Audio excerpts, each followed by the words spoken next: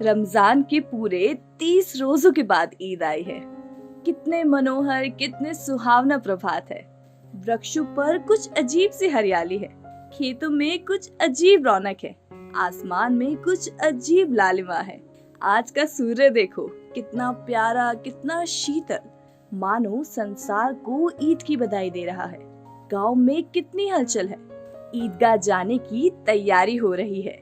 किसी के कुर्ते में बटन नहीं है, पड़ोस के घर से सुई धागा लेने दौड़ा जा रहा है। किसी के जूते कड़े हो गए हैं, उनमें तेल डालने के लिए तेली के घर भागा जाता है। जल्दी जल्दी बैलों को सानी पानी दे दें, ईदगाह से लौटते लौटते दोपहर हो जाएगा। 30 कोस का पैदल रास्ता, फिर सैकड़ों आदमियों से मिलना भेंटना, दोपहर के पहले लौटना असंभव है। लड़के सबसे ज्यादा प्रसन्न हैं। किसी ने एक रोजा रखा है, वे भी दोपहर तक, किसी ने वे भी नहीं। लेकिन ईदगाह जाने की खुशी उनके हिस्से की चीज है। रोजे बड़े बूढ़े के लिए होंगे, उनके लिए तो ईद है। रोज ईद का नाम रटते थे, आज वे आ गई। अब जल्दी पड़ी है कि लोग ईदगाह क्यों नहीं चलते। इन्हें गृहस्थी की चिंताओं से क्या प्रयोजन। सेवइयों के लिए दूध और शक्कर घर में है या नहीं, इनकी बला से ये तो सेवइयां खाएंगे। वे क्या जाने कि अब्बाजान क्यों बदावास चौधरी कायम मली के घर दौड़े जा रहे हैं। उन्हें क्या खबर कि चौधरी आज आंखें बदल ले तो ये सारी ईद मुहर्रम हो जाए। उनकी अपनी जेबों में तो कुबेर का धन भरा हुआ है।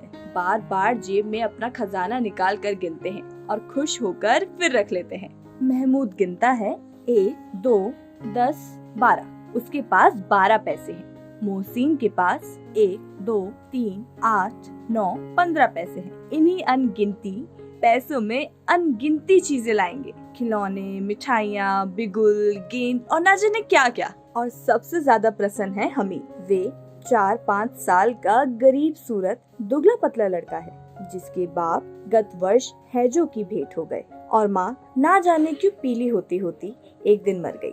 किसी को पता ना चला क्या बीमारी है। कहती तो सुनने वाला कौन था।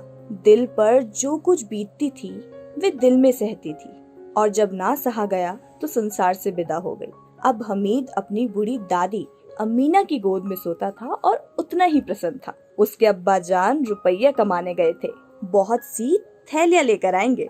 अम्मी जान अल्लाह मियाँ के घर से उसके लिए बड़ी बड़ी चीजें लेने गई हैं, इसलिए हमीद प्रसन्न है।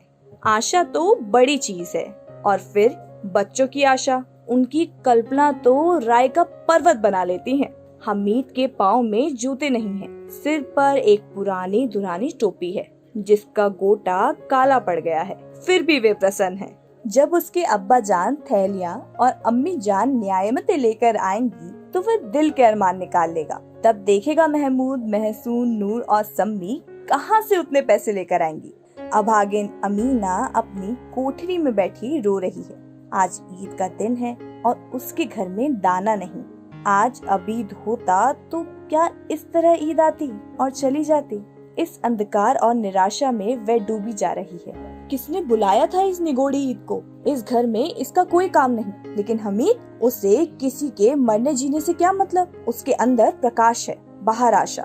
विपत्ति अपना सारा दल बल लेकर आए, हमीद की आनंद भरी चितवन उसका विध्वंस कर देगी। हमीद भीतर जाकर दादी से कहता है, तुम डरना नहीं अम्मा, मैं सबसे पहले आऊंगा, बिल्कुल न डरना। अमीना का दिल कचोट रहा है। गांव के बच्चे अपने अपने बाप के साथ जा रहे हैं। हमीद का बाप अमीना के सिवा और कौन है। उसे कैसे अकेले में ले जाने दे। उस भीड़ भाड़ में बच्चा कहीं खो गया तो क्या होगा। नहीं, अमीना उसे क्यों ना जाने दे।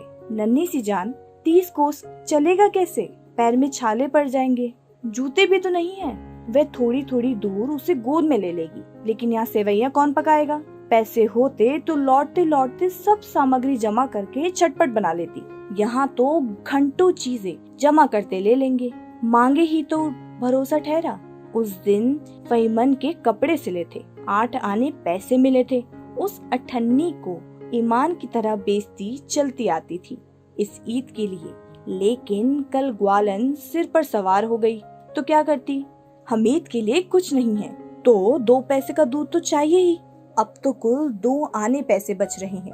3 पैसे हमीद की जेब में, 5 अमीना के बटुए में।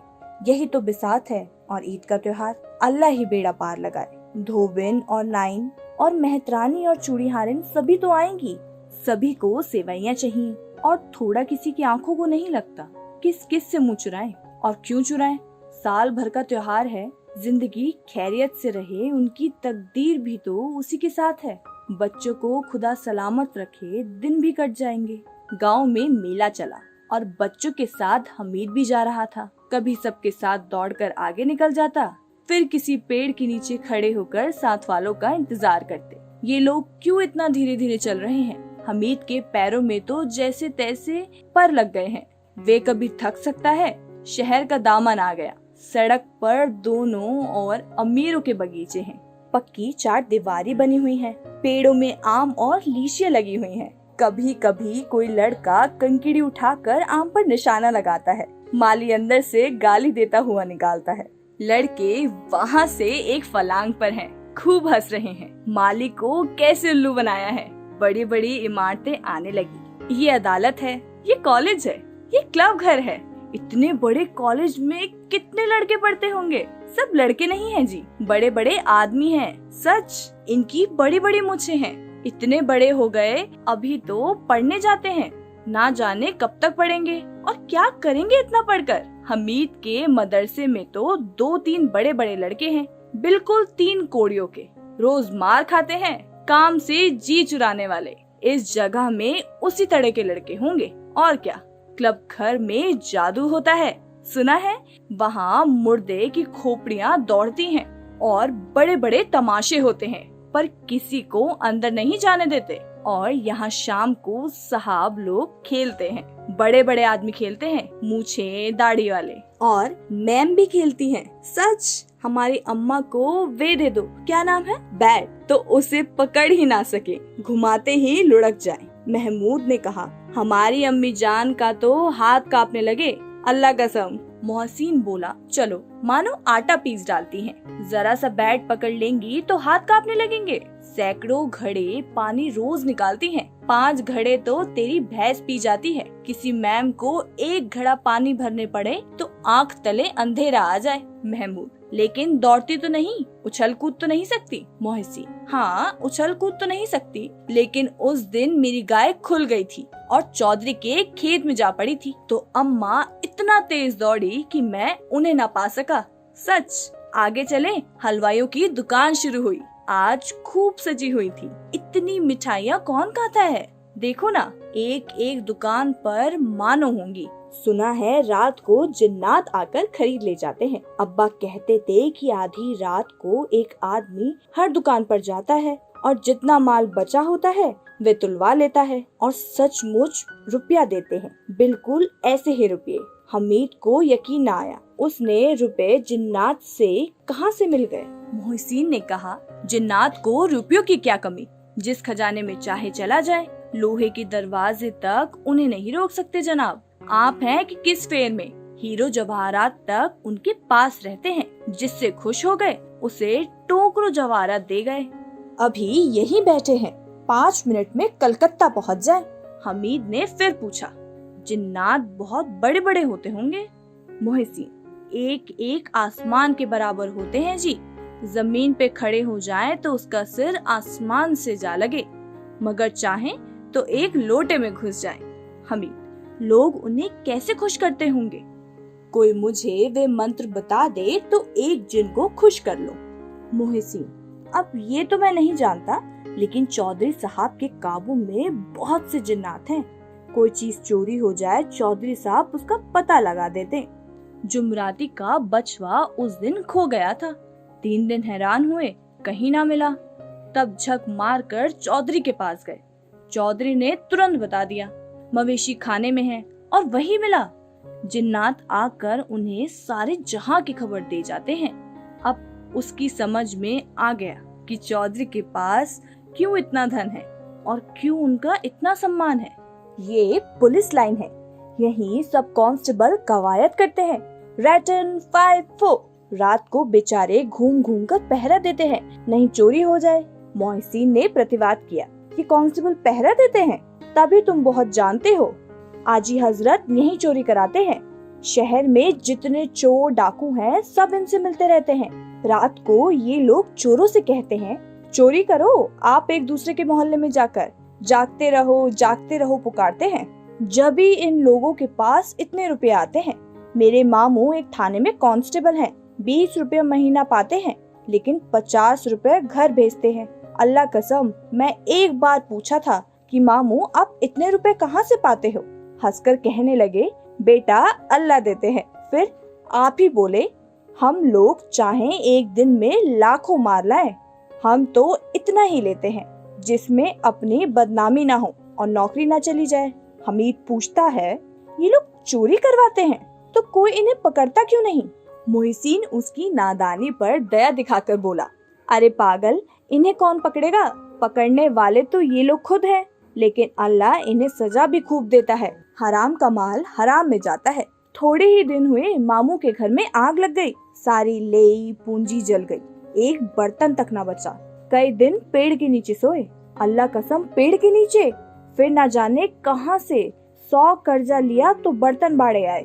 हमीद, 100 तो 50 से ज्यादा होते हैं। कहाँ 50 कहाँ 100? 50 एक थैली भर होते हैं, 100 तो 2 थैलियों में भी ना आए। अब बस्ती घनी होने लगी, ईदगाह जाने वालों की टोलियां नजर आने लगी, एक से एक भड़कीले वस्त्र पहने हुए, कोई इक्के टांगे पर सवार, कोई मोटर पर। सभी इत्र में बसे, सभी के दिलों में उमंग। ग्रामीण का ये छोटा सा दल अपनी विपन्नता से बेखबर, संतोष और धैर्य में मगन चला जा रहा था।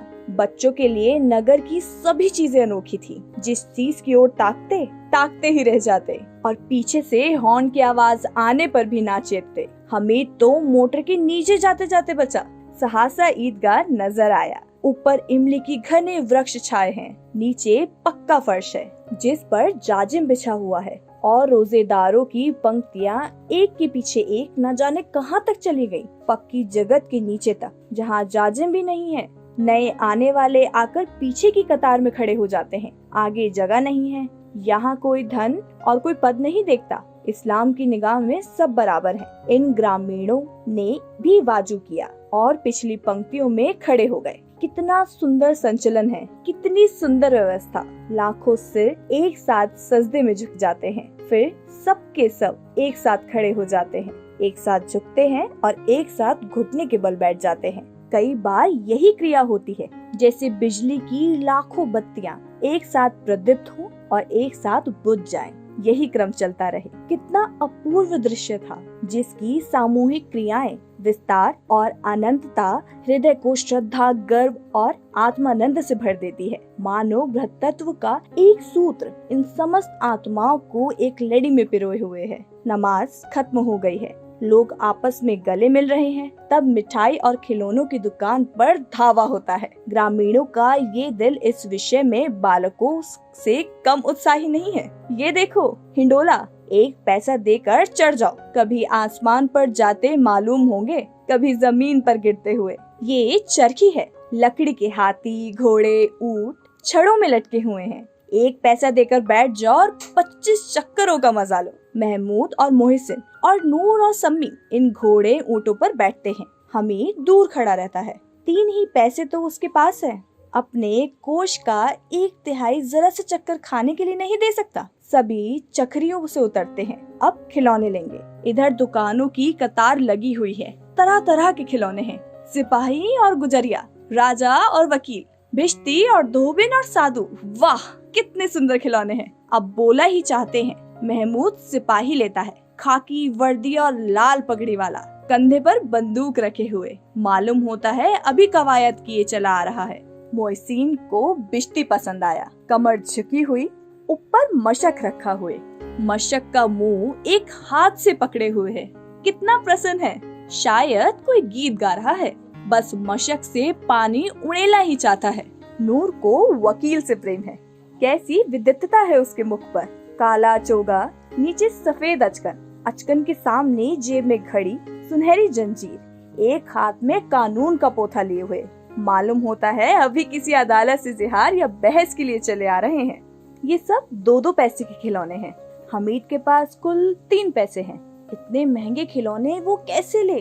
खिलौने कहीं हाथ में छूट पकड़े तो चूर चूर हो जाएं, जरा सा पानी पड़ जाए तो सारा रंग धुल जाए। ऐसे खिलौने लेकर वे क्या करेगा, किस काम के?